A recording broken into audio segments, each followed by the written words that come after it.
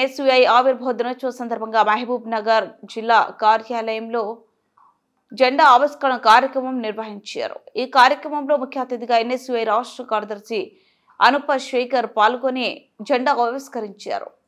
అనంతరం ఎన్ఎస్యుఐ సైనికులను ఉద్దేశించి ఎన్ఎస్యుఐ ద్వారా చేసిన సేవలను కొనియాడారు. ఈ కార్యక్రమంలో కాంగ్రెస్ పార్టీ సీనియర్ నాయకులు ఎన్పి వెంకటేష్, యువజన కాంగ్రెస్ జిల్లా అధ్యక్షులు ఆవేజ్, ఎన్ఎస్యుఐ నాయకులు అమీర్, సోహెల్ తదితరులు పాల్గొన్నారు.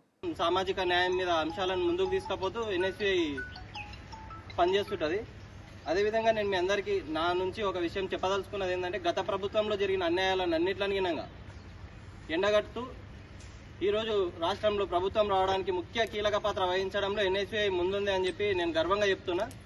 అదేవిధంగా ఈరోజు మనం చేయాల్సింది మళ్ళీ సైనికులు పనిచేయాల్సిన విషయం కింద ఒకటి ఏముందంటే, ఈ మధ్యకాలంలో మనం ఏదైతే పార్టీ నుంచి కానీ ఏదైతే నెలకొల్పుకున్నామో, రేపు ఏదైతే మంచి జరగాలనుకుంటున్నామో దాని అన్నిటికీ వ్యతిరేకంగా వేరే ప్రభుత్వాలు, వేరే విద్యార్థి సంఘాలు మన మీద అన్ని తప్పుడు దుష్ప్రచారాలు చేసుకుంటూ ఏవైతే సోషల్ మీడియాలో పోస్టులు పెడుతారో వాళ్ళన్నింటినీ బెడిచికొట్టే విధంగా మనం అందరం విద్యార్థులం చదువుకున్నాం కదా. నార్మల్ వేరే వాళ్ళైతేనేమో చదువు లేకుండా ఏదైతే సోషల్ మీడియాలో వస్తుందో అది మాత్రమే ఫాలో అవుతుంటారు.